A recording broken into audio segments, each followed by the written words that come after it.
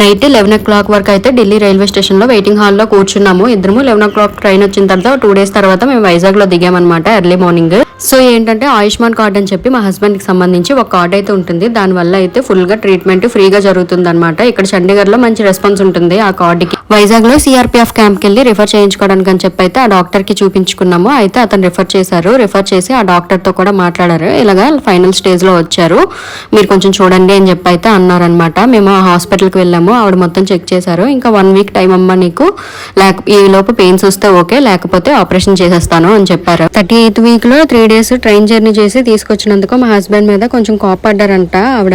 కానీ అక్కడ మాకు సంబంధించిన కార్డు అయితే సెట్ అవ్వలేదు. సో ఇంకెందుకని చెప్పి అయితే రాజం వచ్చేసాము. రాజం వచ్చిన తర్వాత మేము గవర్నమెంట్ హాస్పిటల్ కి ఒక 2 days పోయిన తర్వాత అయితే చూపించాము.